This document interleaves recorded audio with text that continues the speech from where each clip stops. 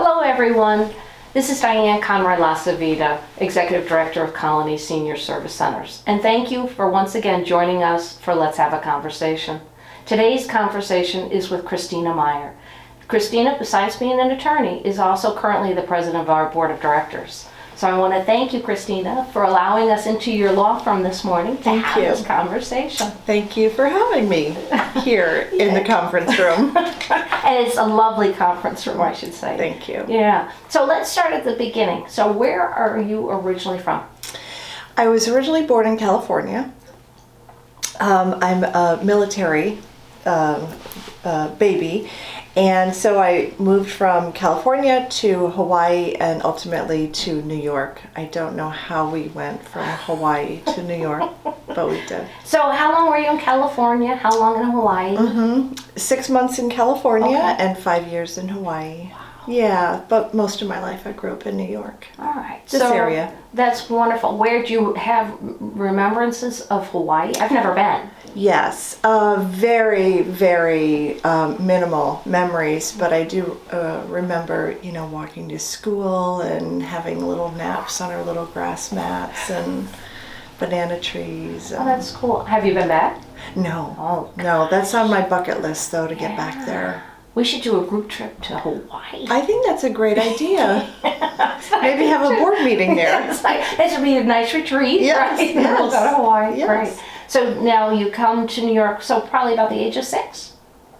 Correct. I was, 5.5, 6. Gotcha. And so where did you grow up in New York? Primarily in the Scotia-Glenville area. Oh, so yeah, Schenectady County. Okay. All right. And did you go to Mohannes High School?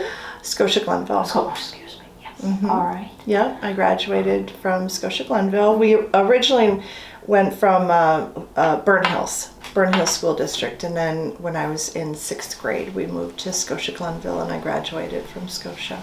So I'm curious, so your dad was in the military, or was your mom? Father. Father. Okay, Maybe. so you go to California, to Hawaii, to New York. Did he retire? I'm just curious, because then the rest of your time is here in New York. He retired and then was called back, and then retired and was called back, and yeah, so he worked for Meier down in Schenectady, and then the last retirement was from Knowles Atomic. Oh, okay. Now, what branch of the military? Navy. Okay. And so it sounds like he might have been an engineer, or was he a nuclear physicist? He was part of the nuclear program. Wow. That's exciting as well, growing up with that. Pretty amazing. Wonderful. Yes. All right, so you graduate from college. From high school, excuse me. Where did you go to college? I went to Schenectady County Community College, took many classes there part-time, and then I actually worked from graduating high school. I graduated a little bit early, and I just wanted to get out into the workforce, and as soon as I did, I started taking classes part-time at SCCC, and then eventually I decided enough of this part-time. I'm going to go and actually be a lawyer, and so I went, finished up my 4-year degree at SUNY Albany, and then I went to Northeastern University in Massachusetts for law school. Wonderful. Now, what turned you on to law? Was it a class? Was it a professor? Was it an experience or someone you knew who was an attorney? I just loved helping people. I really wanted to help people. I wanted to help kind of the underdog, if you will. And that was in high school, but quite honestly, I hated high school.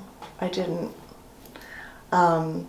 I couldn't wait to get out. I couldn't wait to get into the world, and so I thought, I'm not really ready to go to college for 7 years to be a lawyer. So I ended up going to college for about 14 years.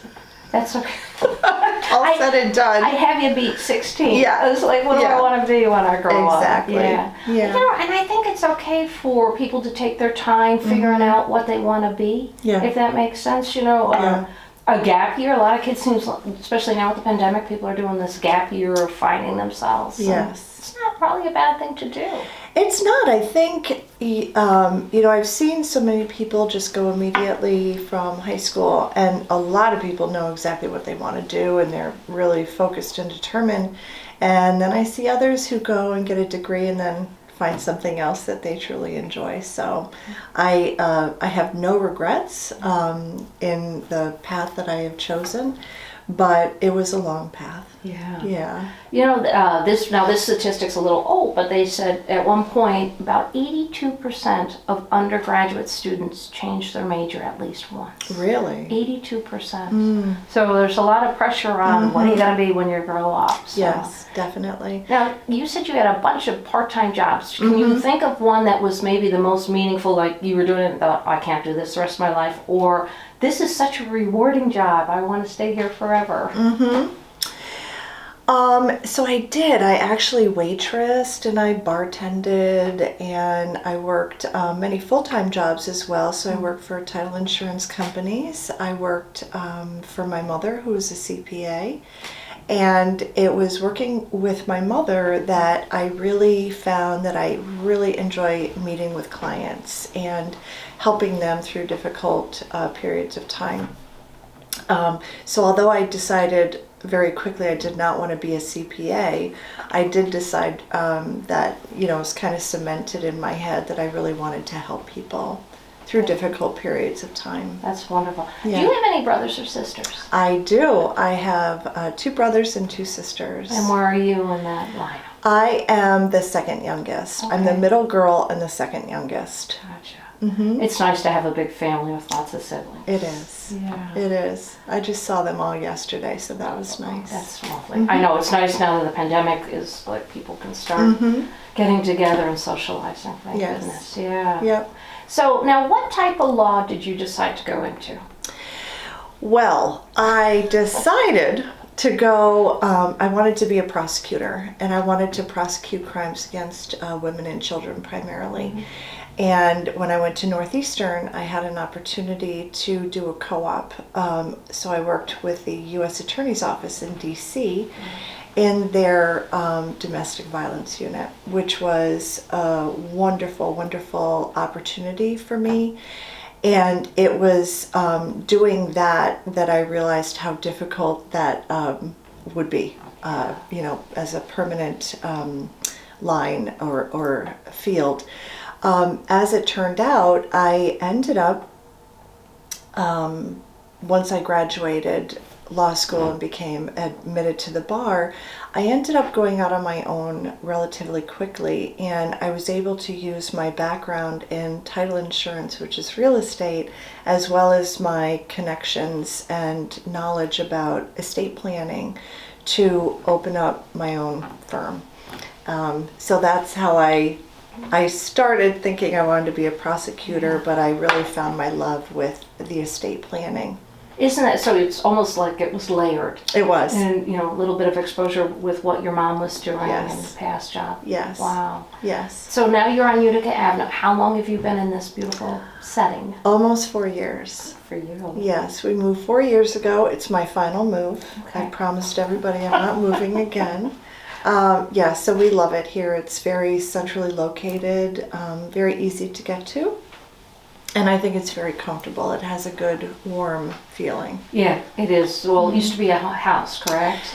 No, actually, No. no. It was always built as an office. Okay. The builder of the home was also, or the office, was also an attorney. And he built this obviously to fit into the neighborhood, but it was never a single family home. Well, he did a great job, He to did. be honest. You know, you have this wonderful front porch that you can greet clients on. It's really a lovely setting. Yes, which came in very handy last year with the pandemic. So we had a lot of meetings outside On the porch. On the porch, yes, yes. Now, there's other attorneys here with you. Yes, so I have one attorney, another attorney, Teresa Marangas. She's with me, and we're actually expanding the search. So if you know anybody, let me know.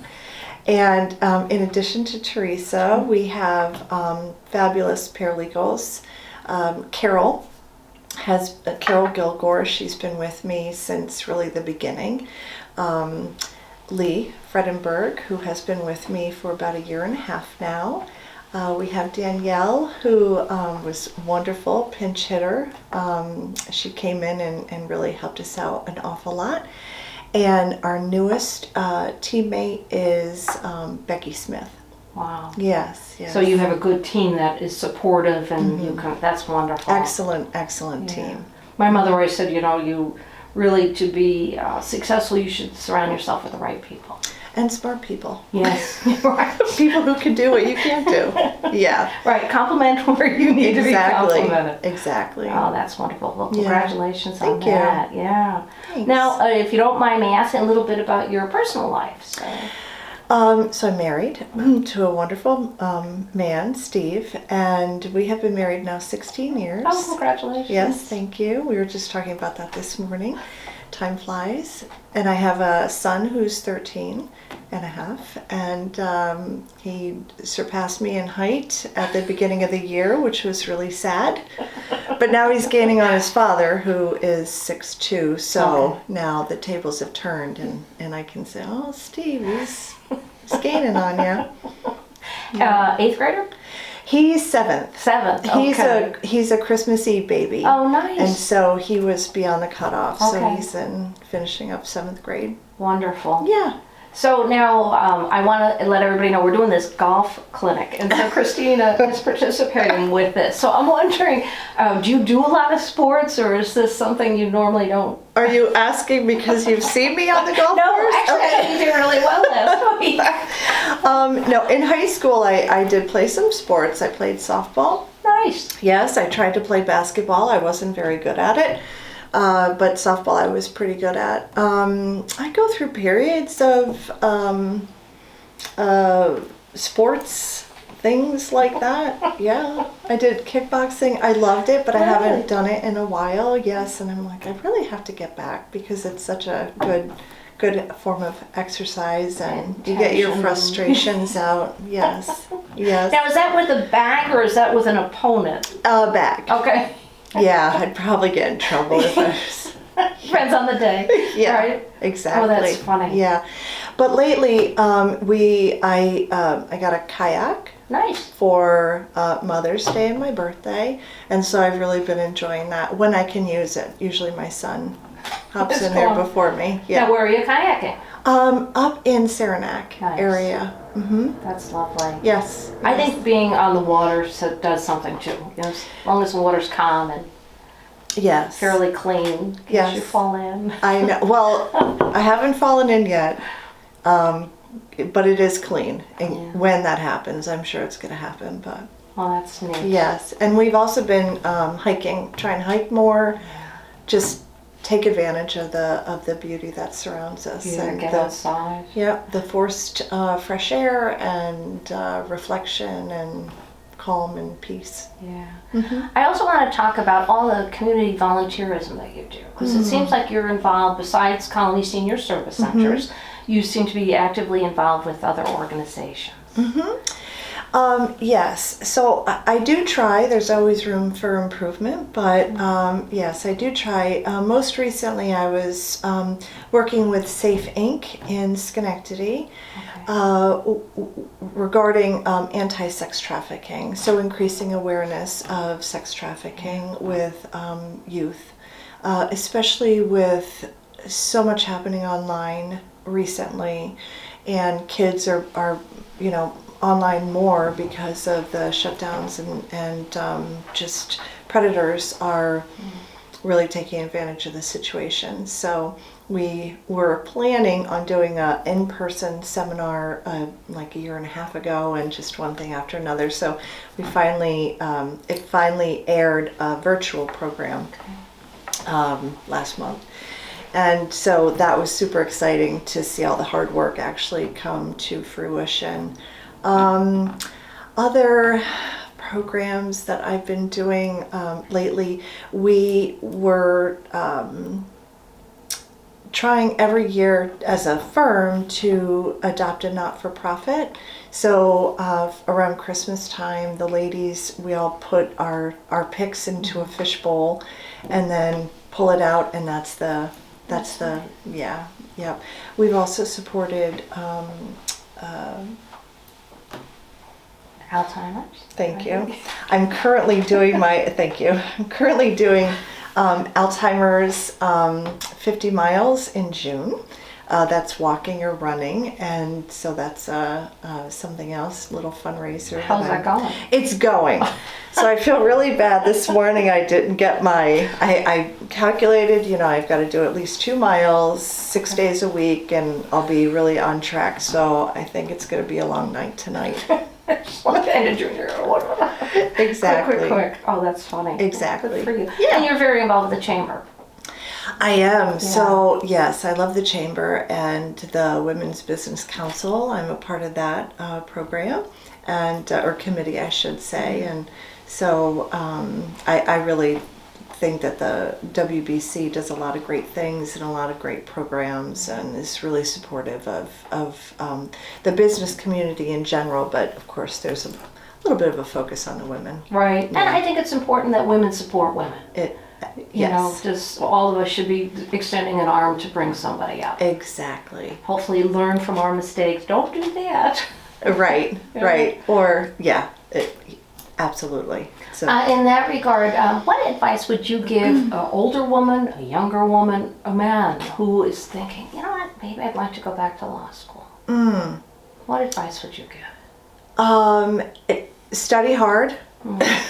And there's so many different areas of law that you can get into. You really just, you find your own niche. If you want to be sole practitioner or have your own office, entrepreneur, it's incredibly important to understand the business of running a business, which I feel like I didn't fully understand that when I first went out on my own. It's, I have a desk and a phone and computer, and what else do I need? And I'll answer the phone. Except for a business plan. So that's that would be my advice. I just love it. There's so many things you can do with a law degree.